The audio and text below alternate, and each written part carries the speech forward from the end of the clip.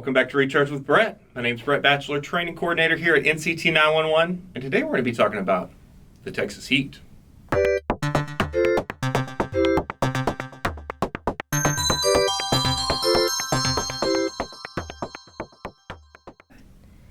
So today we're going to be talking about the summer Texas heat. So summer's rolling in.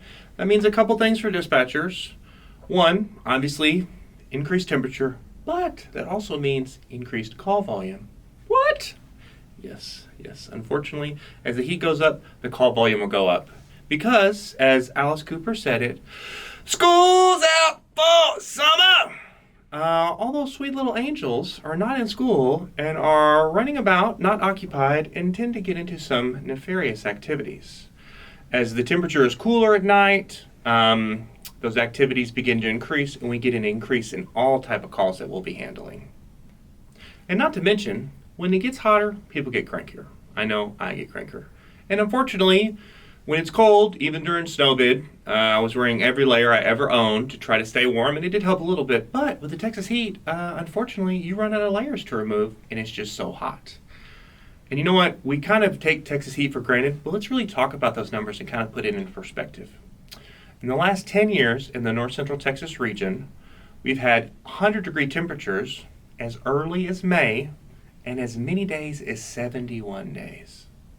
71 days. Let's think about that. That's 10 weeks. 10 weeks of 100-plus degree temperature. That's ridiculous. And historically, we've had it as hot as 110. 110. You know, and the Texas heat is really the beginning. You also got to factor in that heat index. So if it's 100 degrees, the heat index is easily going to be 5 to 10 more. So it's on top of that. So it's 110 degrees. It feels like 120. Ugh. What can you do? How can you beat the heat? Well, that's what I'm going to help you with today. So we're going to talk about some ways to beat the heat. And first we're going to talk about taking care of ourselves. Just like anything, if we want to take care of others, we first got to take care of ourselves. When the heat starts coming in, we need to be mindful and stay hydrated. And that means water, pushing those fluids, not sodas and adult beverages. I enjoy and partake of both as well, but let's actually dehydrate you more. And if you're not a water drinker, learn to be a water drinker. Get some additives, do something to push those fluids. You really need to work on replacing that fluid. Also, be mindful of what you're wearing. Try to wear cooler clothes, cooler colors, light clothes. Try to help beat that heat. And when the heat's hot and we have that extreme heat, try to stay away from those really strenuous activities, especially in just the hottest part, the midday. And with the heat, there are a couple things that can be happening. We get the heat cramps, heat exhaustion, and heat stroke. And those last two are pretty important. So we're going to talk about some signs when to notice them in yourself and others. So first, we're going to talk about heat exhaustion. So for heat exhaustion, you're going to be looking for a couple things for yourself and in others. You're going to feel dizzy, excessively sweating, clammy. You could be nauseated, vomiting, and just not feeling great. And if you start noticing those, that's the time you need to get inside, get cooled off, start pushing some fluids. But you should be able to rebound. However, heat stroke is much more serious. Let's talk about some of those symptoms and what we need to do. So for heat stroke, it can be much more serious. You're going to look for a couple symptoms to be aware of. First, it's going to be some headache and some confusion. And really the biggest sign is going to be no sweating. You know, everybody's sweating, we're all sweaty. When that person's not sweaty, their skin gets dry, red. That's going to be really your first indicator. They're going to be running a temperature, could be above 103, could be nauseated, also could pass out. When those type of things happen, you see those symptoms, again, get them inside, start them, cool them off, but we're going to need more than pushing fluids. That's when you need to call 911 and start getting some professional help. So, we kind of talked about how to take care of ourselves. Let's talk about how to take care of those with us and those around us. So we're going to talk about taking care of others. Unfortunately, it happens every year. We see it. It's a tragedy, but it can be prevented, and that's leaving anyone unattended in a vehicle. Those little people, those four-legged little people, the vehicle can get so hot so quickly. At 80 degrees, your car can become an oven. And in summer heat, we're talking about so much higher than 80 degrees, right? If it's 80 degrees in your car, after 10 minutes, your car can be nearly 100 degrees. Another 10 minutes, you kick another 10 on that, 110 degrees, and it's going to grow exponentially. After an hour, the internal temperature of your car, when it's only 80 degrees, is going to be nearing 140 degrees outside, okay? 80 degrees, that's nothing. We don't get that very often. So if it's going to be more 90s to 100, that's going to just grow exponentially. So be mindful, this never happens on purpose. We're running around, we're all busy thinking, I'll just go into the store for just a few minutes, it'll just be real quick. But take the time, do the right thing. That moment, those quick minutes you're trying to save, ultimately can be very costly. Please don't be a statistic. Don't leave anyone unattended. And while we're talking about that, we need to make sure we don't leave anyone unattended around the water. So let's talk about some water safety. For water safety, just like our little people and our four-legged people, we need to be mindful of the water. It's so hot, we're trying to cool off, going to be in the pool, the lakes, the oceans, trying to get cooled off. But we need to be mindful. Never leave anyone unattended. Again, just like in the vehicle, if you turn your back for a minute, something bad can happen. So talking about water safety, we need to make sure we don't let our little people be unattended around those water features. They can fall in and be just a minute. Unfortunately, drowning is the second leading cause of death for children under 14. It just takes a minute. And a way we can help work on that is for those little people, if you go swimming, you have a swimming pool, get those swimming lessons early, talk about water safety early, make sure you're aware of those type of things. And this is really a great time to highlight CPR. If you're able to, go get CPR certified. It's not every day a training you take could save somebody's life. Water safety is so important. When you're out on the water, you're out on those watercrafts, make sure you have the right vest, the proper equipment.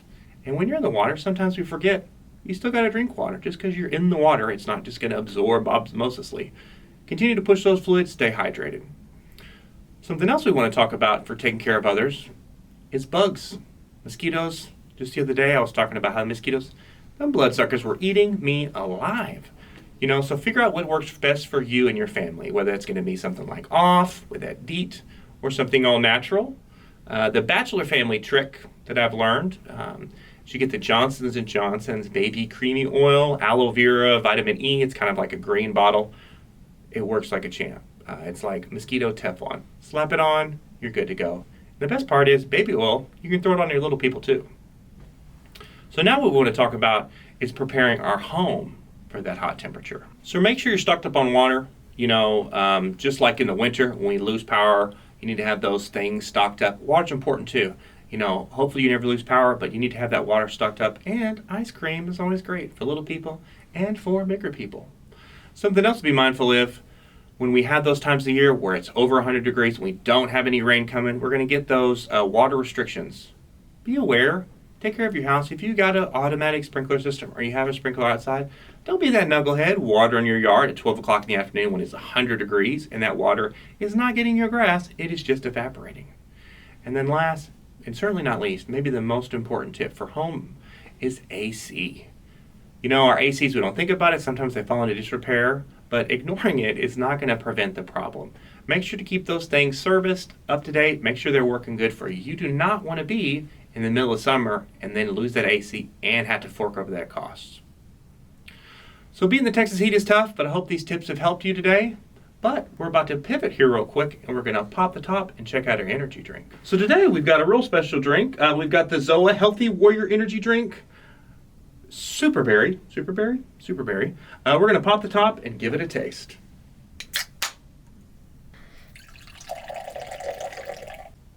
Okay, so let's go ahead and give it a taste. Look at that little nice blue color. Woo! It packs a little bit of a punch. A good looking out rock. So let's go ahead and review this energy drink. Let's kind of talk about our things again. We're going to do style, flavor, energy output. Style, really love it. This is the Rock branded energy drink. Got that Healthy Warrior, very tropical looking. Love the can. So I'm going to give that 3 out of 5. And the energy, it's actually pretty good. It was not what I expected. Really, really kind of a pop of energy. Feels very kind of healthy. Really kind of like almost like a Flintstone chewable. It's kind of got that hit of the vitamins and it gives you a little boost of energy. And it's got a nice flavor. So I'll go ahead and give it 3. And then on the energy output, this is going to be a little bit lower on your regular standard energy drinks. It's going to be 120 milligrams of caffeine. But if it's good enough to rock, it's good enough for me. So we're going to bump it up and go ahead and give it 3 volts on the energy. So a really great drink. Got a nice color there. Check it out if you're out at the gas station and you're looking for a good energy drink. Thanks for joining me today on another episode of Recharge with Bret. Today we talked about trying to beat the summer heat, reviewed another excellent energy drink. Make sure to subscribe to our training newsletter. Stay up to date on all the training offerings we have. It's going to be nct911.org/training. And until next time, stay charged and stay cool.